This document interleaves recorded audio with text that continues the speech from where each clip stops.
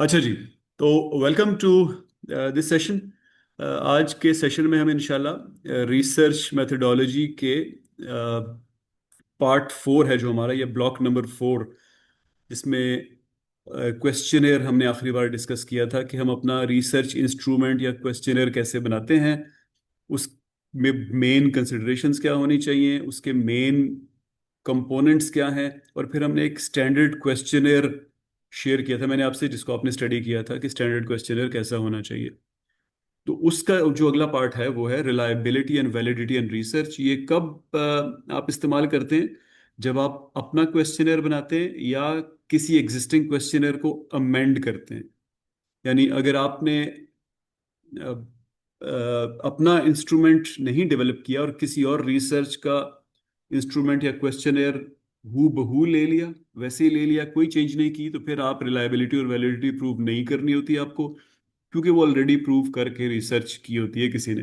लेकिन अगर आप अपना बनाते हैं क्वेश्चनेयर या किसी और के क्वेश्चनर को अमेंड करते हैं, तो आपने वैलिडिटी और रिलायबिलिटी प्रूव करनी होती है। तो वैलिडिटी और रिलायबिलिटी जो है बेसिकली ये बताते हैं कि आपकी रिसर्च की क्वालिटी क्या है और उसकी ट्रस्ट वर्दिनेस क्या है। यानी जब आप कहेंगे कि मेरी रिलायबिलिटी और वैलिडिटी हाई है और उसको प्रूव भी कर देंगे मुख्तलिफ तरीकों से जो हम डिस्कस करेंगे, तो फिर आपकी प्रोबेबिलिटी ऑफ पब्लिकेशन काफ़ी ऊपर चली जाती है, क्योंकि जो हमने शुरू में साइंटिफिक मेथड की बात की थी, वहाँ पे जब आपका ट्रस्ट डेवलप हो जाता है तो फिर इट इज़ लाइकली कि जो हमारी साइंटिफिक कम्युनिटी है, जो आपके पीयर्स हैं, वो आपकी रिसर्च को रिलायबल समझ के उसको फॉलो करेंगे। फॉलो करने का जनरली मतलब होता है साइट करेंगे, पब्लिश, कुछ लोग पब्लिश करेंगे, कुछ उसको कहेंगे कि ये रिसर्च है, इसमें ये रिजल्ट आया था, मैं इसकी बेसिस पे ये कर रहा हूँ, उसको साइटेशन कहते हैं। रिलायबिलिटी क्या चीज़ है? Basically it is the consistency और स्टेबिलिटी ऑफ योर क्वेश्चनर या इंस्ट्रूमेंट। आपने जो क्वेश्चनर बनाया वो कितना कंसिस्टेंट है। कंसिस्टेंट मतलब कि एक ही जैसे दो लोगों से मैं बात पूछूं तो वो एक ही जवाब दें, एक ही शहर में, एक ही इलाके में पानी खोद के देखूं तो पता, तो वहां पे एक ही जैसा रिजल्ट आए, इसको कहते हैं इट इज कंसिस्टेंट। यानी मैं अपने घर के एक कोने में पानी खोदूं और वहां से ठंडा पानी निकल आए, और उससे 4 फुट इधर खोदूं तो वहां पे मेरा रिजल्ट बता रहा हो कि नहीं, यहाँ गर्म पानी है, तो प्रोबेबली मेरे इंस्ट्रूमेंट में कोई प्रॉब्लम है, क्योंकि इस चीज़ का चांस बहुत कम होता है कि एक ही बंदा जो है वो 5 मिनट के अंदर अंदर दो अलग अलग बातें कर दे। तो अगर आपका इंस्ट्रूमेंट कंसिस्टेंट है तो उसको हम कहते हैं कि वो रिलायबल है। सेम रिजल्ट्स अंदर अंडर कंसिस्टेंट कंडीशंस अगर आप जनरेट कर रहे हैं तो आप रिलायबल होते हैं। रिलायबिलिटी बहुत से टाइप की होती है, यहाँ पे 4 लिखी हुई हैं। पहली है टेस्ट रीटेस्ट। यानी मैं आपसे एक सवाल पूछूं और 10 दिन बाद दोबारा पूछूं और कोई और कंडीशन चेंज ना हुई हो, तो आपको वही जवाब देना चाहिए। फिर है इंटर रेटर रिलायबिलिटी। एक ही तरह के लोग, यानी आपके प्रोफेसर्स जो एक ही चीज़ में क्वालिफाइड हैं, एक ही बैकग्राउंड के हैं, और वो आपको किसी चीज़ पे रेट कर रहे हैं, तो उनको एक ही जैसा रेट करना चाहिए।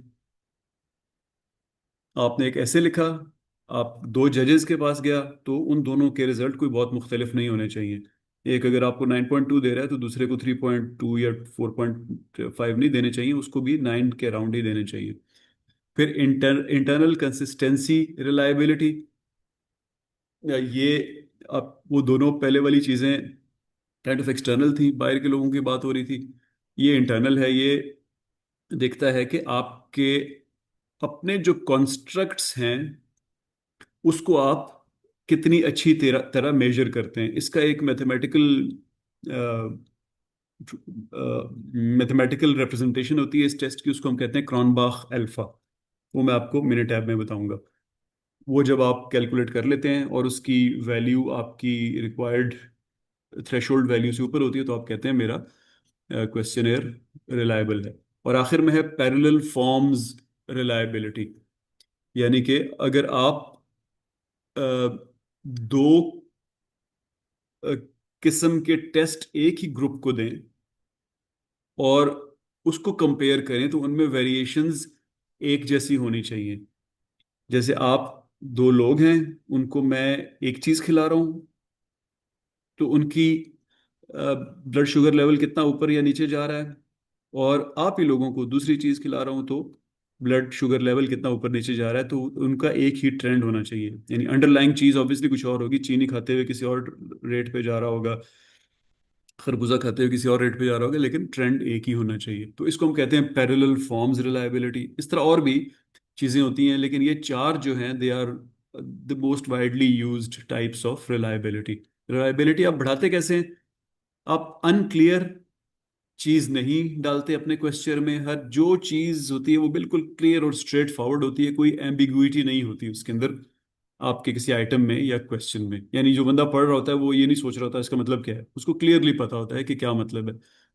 फिर जो ऑब्जर्वर्स होते हैं या रेटर्स होते हैं, उनको कंसिस्टेंटली ट्रेन किया जाता है। आप अपने केस में क्या ट्रेन करेंगे? आप इंट्रोडक्शन में जो चीज़ें लिखते हैं वो उनकी एक तरह की ट्रेनिंग होती है, कि वो उनका दिमाग पहले आप बनाते हैं कि उनके सामने आगे क्या चीज़ आने वाली है। तो आप उन सबको एक ही बात समझ आनी चाहिए जो वो आप बात बता रहे हैं। जो जो कॉम्प्लेक्स रिसर्चेज होती हैं, फॉर एग्जांपल एक मेडिकल रिसर्च है और आप एक साल तक एक पर्टिकुलर ड्रग को टेस्ट करना है आपने, तो वहाँ पे ऑब्वियसली फिर बहुत सारे सेशन होते हैं जिनमें आप पार्टिसिपेंट्स को बुला के उनको ट्रेनिंग देते हैं। मकसद ट्रेनिंग का क्लैरिटी लाना होता है, और बहुत से केसेस में एक्सटर्नल वेरिएबल्स को कंट्रोल करना भी होता है। तो वो जो ट्रेनिंग होती है वो कंसिस्टेंट होनी चाहिए। और आफ्टर में लिखा हुआ है use standardised procedures and instruments. यानी आप ऐसी चीज़ें डालेंगे जो जनरली एक्सेप्टेड हैं और लोग उसी तरह की चीज़ों को एक्सपेक्ट करते हैं इस तरह के सवालों में, स्टैंडर्डाइज्ड चीज़ें। वैलिडिटी क्या होता है? It is the accuracy of your measurement. पीछे बात हो रही थी कि जिस टूल से मेजर कर रहे हैं, जिस थर्मामीटर से, जिस थर्मोकपल से, जिस क्वेश्चनर से आप किसी चीज को मेजर कर रहे हैं वो ठीक है या नहीं। यहाँ पे देख रहे हैं कि मेजरमेंट सही आई है कि नहीं। यानी it is measuring what is intended to be measured.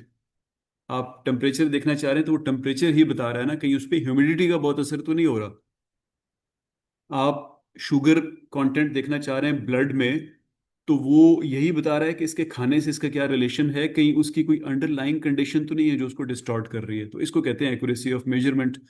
ये भी चार किस्म की होती है। सबसे पहली होती है कॉन्स्ट्रक्ट वैलिडिटी। कॉन्स्ट्रक्ट के बारे में हमने डिटेल में बात की थी पिछली दफा, कि you determine whether a test truly measures the theoretical construct it is intended to measure। यानी आपने जो कॉन्सेप्चुअल डेफिनेशन बनाई थी वही मेजर हो रही है कि नहीं। एग्जाम्पल यहाँ दी हुई है, depression scale should reflect symptoms of depression, not anxiety और स्ट्रेस। अब ये तीनों मिलती जुलती चीजें हैं, लेकिन चूंकि आपने डिप्रेशन स्केल बनाया हुआ है तो आपने एंजाइटी या स्ट्रेस मेजर नहीं करनी, which can be mistaken for depression अगर आपकी नॉलेज ठीक नहीं है। तो अगर आपकी नॉलेज ठीक नहीं है तो इसका मतलब है आपकी कॉन्स्ट्रक्ट की वैलिडिटी भी खराब हो जाएगी। अगला है कंटेंट वेरिएबिलिटी। कंटेंट वेरिएबिलिटी का मतलब है कि अगर आप, पीछे हम बात कर रहे थे डिप्रेशन को मेजर करने की, तो डिप्रेशन को हर एंगल से मेजर कर रहे हैं कि नहीं। कहीं ऐसा तो नहीं है कि डिप्रेशन चार चीज़ों से मेजर होता है और आप सिर्फ दो चीज़ें मेजर कर रहे हैं। तो अगर आप पार्ट ऑफ कॉन्स्ट्रक्ट छोड़ देंगे, यानी आपके आइटम्स फॉर ए कॉन्स्ट्रक्ट पूरे नहीं होंगे, तो उसको हम कंटेंट वैलिडिटी की कमी के तौर पे देखेंगे। तीसरी चीज़ है क्राइटेरियन रिलेटेड वैलिडिटी। लिखा हुआ है evaluates how well one measure predicts an outcome based on another measure। यानी फॉर एग्जांपल आपके क्वेश्चनर में आप किसी से पूछते हैं कि बताओ तुम्हारी हाइट कितनी है, और साथ ही आप उससे पूछते हैं कि तुम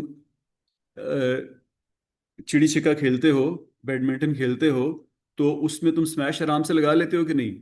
तो इन ये दोनों रिजल्ट कंसिस्टेंट होने चाहिए। जो लंबे लोग होने चाहिए वो आराम से उनको स्मैश मार लेना चाहिए, जो छोटे होने चाहिए उनके लिए ज़रा मुश्किल होना चाहिए, उनको जंप होना चाहिए, या वॉलीबॉल में या बास्केटबॉल में, किसी भी चीज़ में, क्योंकि ये दोनों चीज़ें आपस में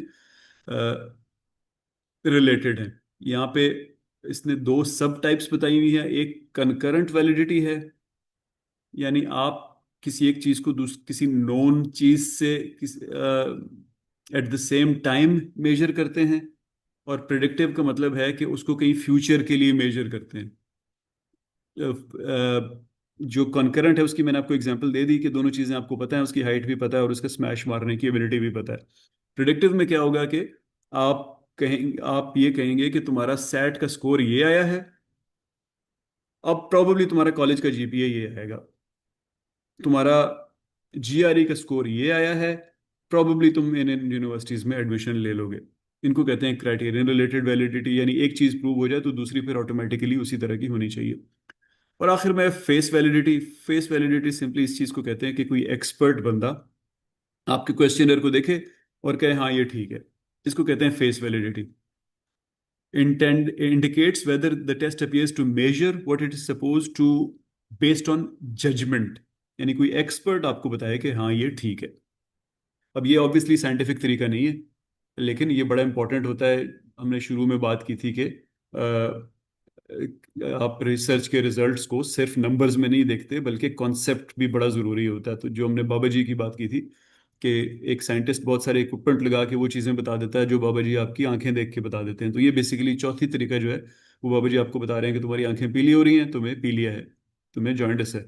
डॉक्टर जो है वो 15-20 टेस्ट करके बताएगा आपको कि आपको जॉइंटिस है। इसको आप कैसे इम्प्रूव करते हैं? Use establish instruments with proven validity, यानी आप दूसरा किसी बहुत अच्छे पब्लिश्ड पेपर का इंस्ट्रूमेंट ले लें तो बस ये मसला ही आपका खत्म हो जाएगा, आपकी वैलिडिटी बहुत हाई है।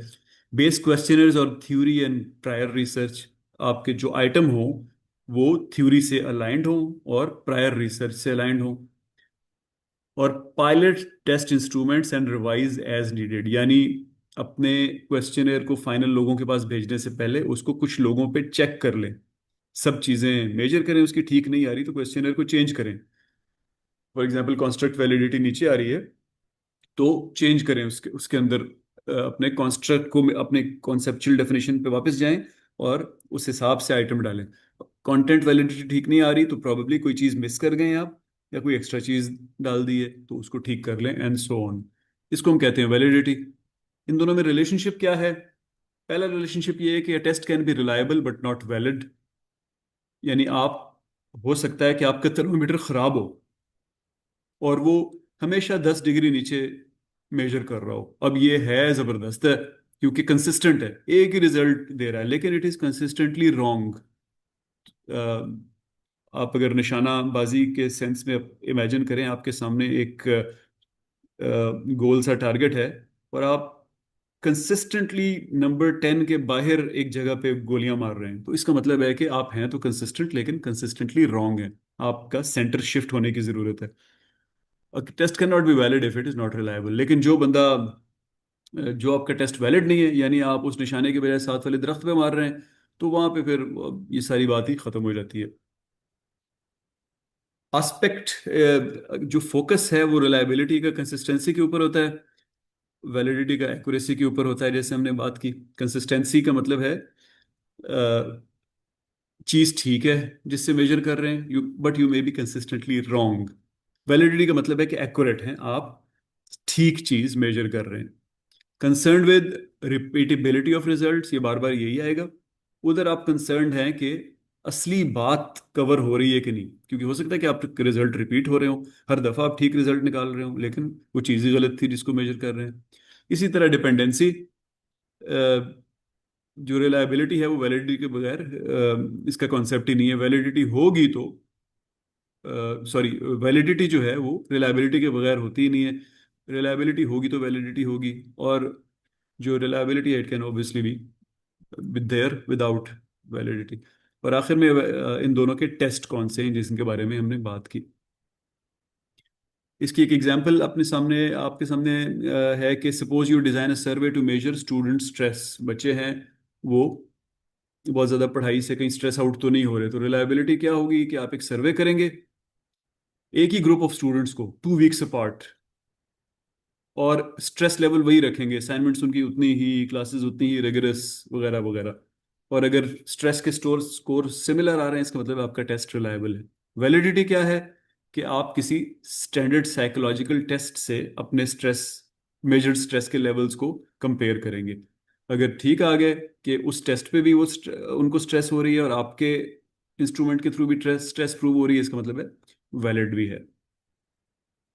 लेकिन सवाल यह है कि what if the underlying factors change, यानी किसी एक बच्चे के घर पे कोई प्रॉब्लम हो गई है, 4 में से 2 बच्चों के घर पे प्रॉब्लम हो गई है, किसी की सेहत में प्रॉब्लम हो गई है, उसको पहले से कोई साइकोलॉजिकल मसला था, तो ऑब्वियसली अगर अंडरलाइंग कंडीशन चेंज हो जाएगी तो आपका टेस्ट फिर रीडिजाइन होगा।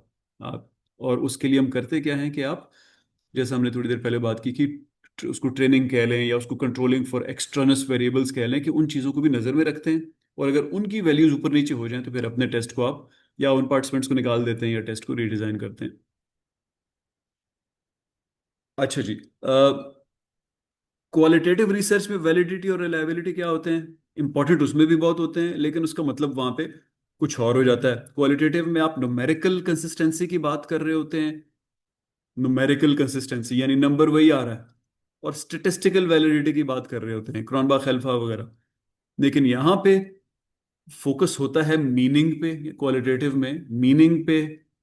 मतलब क्या, इसमें मैं कर क्या रहा हूँ, कॉन्टेक्स्ट क्या है, मैं कौन से इलाके में हूँ, ये लोग का फाइनेंशियल बैकग्राउंड क्या है, ये रोज जाके किस एस्टीम लेवल पे जॉब कर रहे होते हैं।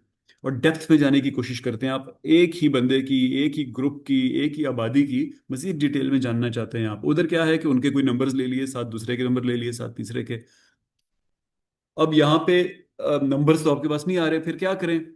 ट्रस्ट वर्दिनेस कैसे लेके आए, क्योंकि आपने 12 लिए तो प्रूव करना है ना कि मैंने क्वालिटेटिव रिसर्च अच्छी की है। तो फिर उनकी जगह आपके पास कुछ और मेजर्स आ जाते हैं। क्रेडिबिलिटी आ जाता है जो कि वैलिडिटी से रिलेटेड है, फिर डिपेंडेबिलिटी, ट्रांसफरेबिलिटी और कंफर्मेबिलिटी आ जाते हैं, जो कि अभी अगली स्लाइड पे आप देखेंगे कि ये वैलिडिटी से और रिलायबिलिटी डिपेंडेबिलिटी से की अकिन है या उसकी तरह की है। इनकी डेफिनेशंस यहाँ पे लिखी हुई हैं, और इनको आप एनहांस कैसे करेंगे ये लिखा हुआ है। डेफिनेशन रिलायबिलिटी की जगह पे हम डिपेंडेबिलिटी ले रहे हैं, उसकी क्या है कि आपको कंसिस्टेंट और रिपीटेबल होना चाहिए। इसका ये मतलब नहीं है कि हर दफ़ा एक ही डेटा आना चाहिए, बल्कि ये कि आपका जो प्रोसेस है वो लॉजिकल है, और डॉक्यूमेंटेशंस जो हैं वो इतनी अच्छी हैं कि कोई भी बंदा उसको पढ़ के ट्रेस कर सकता है और बता सकता है कि हाँ ऐसे ही हुआ था। तो ये बेसिकली एक मेथडोलॉजिकल ट्रांसपेरेंसी है, डिपेंडेबिलिटी जिसको हम कह रहे हैं, कि इस रिसर्चर का मेथड बहुत डिपेंडेबल था। इसको आप बढ़ाते कैसे हैं? आप ऑडिट ट्रेल्स रखते हैं, यानी आप कहते हैं आए चेक कर लें, ये मेरे डॉक्यूमेंट्स हैं, मैं इन स्टेप से गुजरा था। उन वो स्टेप जब कंसिस्टेंट होते हैं स्टैंडर्ड मेथड से, तो लोग कहते हैं कि ये डिपेंडेबल रिसर्च है।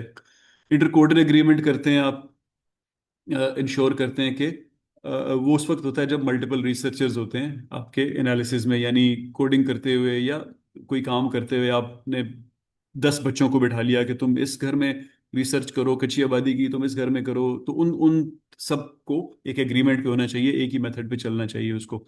ट्रायंगुलेशन करते हैं, ट्रायंगुलेशन का आप में से जो फौजी हैं उनको पता होगा, ट्रायंगुलेशन का मतलब होता है कि एक ही चीज़ को दो तीन तरीके से मेजर करना, और वो लाइन एक ही जगह पहुंच रही हो तो उसका मतलब होता है कि अब ये रिलायबल चीज़ है, बहुत से सोर्सेज से मैंने कंफर्म कर लिया। और आप फिर खुद भी ऑडिट कराते हैं किसी एक्सटर्नल बंदे से, ताकि किसी और को आपको ऑडिट करना ही ना पड़े। अब दूसरी तरफ क्रेडिबिलिटी क्या है? Degree to which findings are believable and accurate. आप कैसे बिलीवेबल और एक्यूरेट बनाएंगे? मेंबर चेकिंग, लोगों को कहें कि वो आपकी आपके तरीके पे कमेंट करें। प्रोलॉन्ग्ड एंगेजमेंट्स, यानी ज़्यादा टाइम गुजारें ताकि आपको कंटेंट समझ आए। आप देखना चाहते हैं किसी कच्ची आबादी में, तो एक दिन जाके और लोगों के साथ तस्वीर खिंचवा के तो बात नहीं बनेगी। आपको ईद शब बारात पे भी देखना पड़ेगा, क्रिसमस पे भी देखना पड़ेगा, एक महीना पूरा देखना पड़ेगा, तनख्वाह जब होती है नई उस वक्त देखना पड़ेगा, जब तनख्वाह ख़त्म हो जाती है उस वक्त देखना पड़ेगा, एंड सो ऑन। तो प्रोलॉन्ग्ड एंगेजमेंट होनी चाहिए। पीयर डिब्रीफिंग, रोज आए, 5-6 लोग जो रिसर्च कर रहे हैं एक दूसरे से डिस्कस करें। और अगेन ट्रायंगुलेशन, तो इससे आपकी क्रेडिबिलिटी बढ़ती है। ट्रांसफरेबिलिटी क्या होता है कि एक चीज की फाइंडिंग्स को उठा के दूसरी चीज पे लागू करना। अब ये क्वालिटेटिव रिसर्च जो है वो बाय डेफिनेशन जनरलाइज तो करती नहीं है स्टेटिस्टिकल टर्म्स में, लेकिन थियोरेटिकल या एनालिटिकल ट्रांसफर कहते हैं इस चीज को, कि ऑन थ्योरी ये दोनों चीजें एक जैसी हैं, यानी स्टेटिस्टिकली ट्रांसफरेबल नहीं है। इन लोगों की सेटिस्फेक्शन हम ये नहीं कह सकते कि 25% है और उनकी भी 25 ही होगी, ऐसी बात नहीं होती। हम ये कहते हैं कि यहाँ पे भी ये 15 फैक्टर मुझे नजर आया, वहां पे भी 15 फैक्टर नजर आए, तो इसका मतलब है फिर अब कुछ चीजें ट्रांसफरेबल है। और इसमें स्ट्रेटेजी क्या है? प्रोवाइड थिक डिस्क्रिप्शन, ये एक स्टैंडर्ड टर्म है जिसके अंदर कॉन्टेक्चुअल डेटा होता है, बहुत डिटेल होती है रीडर के लिए।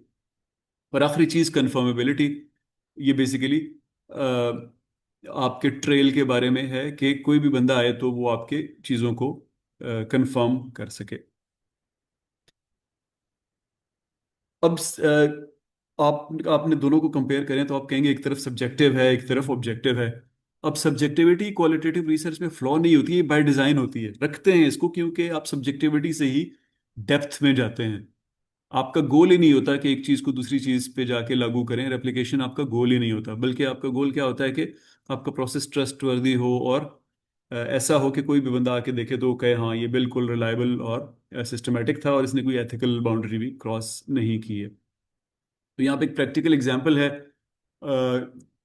सेट ऑफ प्रैक्टिकल एग्जांपल्स है कि आपकी हाई रिलायबिलिटी और वैलिडिटी की स्टडी कैसे होगी और लो वाली कैसे होगी। कि एक दो कोई एग्जांपल देख लेते हैं। For example sample size and selection. तो आपकी हाई तब होगी जब आप रैंडम सैम्पलिंग करेंगे, 200 एम्प्लॉयज आपका सैंपल होंगे और वो इवनली डिस्ट्रीब्यूटेड होंगे, ऐसा नहीं होगा कि एक ही डिपार्टमेंट से ले लिए। लो कब होगी? आप अपनी मर्जी से 20 अपने दोस्तों को सैंपल कर लें एक ही डिपार्टमेंट में से। तो इस तरह बहुत सारी और भी चीज़ें हैं वैलिडिटी की भी और रिलायबिलिटी की। जो आपकी अच्छी हाई क्वालिटी स्टडी होती है तो वो ऑब्जेक्टिव होती है। ऑब्जेक्टिव का मतलब होता है कि वो क्रिस्पली मेजर कर ली होती है चीज़ों को, कंसिस्टेंट होती है, थियोरेटिकली ग्राउंडेड टूल्स इस्तेमाल करते हैं, यानी थ्योरी और आपके रिसर्च इंस्ट्रूमेंट एक दूसरे से अलाइंड होते हैं और वैलिडिटी और रिलायबिलिटी उनकी हाई होती है। जो लो क्वालिटी स्टडी होती है वो उसमें मेजरमेंट एरर होते हैं, बायस होते हैं। बायस का मतलब होता है किसी एक तरफ जा रही हो स्टडी, यानी सिर्फ खवातीन का डेटा ले लिया, सिर्फ बुजुर्गों का डेटा ले लिया। और उसमें कॉन्सेप्चुअल कंफ्यूजन होती है, उसकी कॉन्सेप्चुअल डेफिनेशंस और ऑपरेशनल डेफिनेशंस अलाइंड नहीं होती।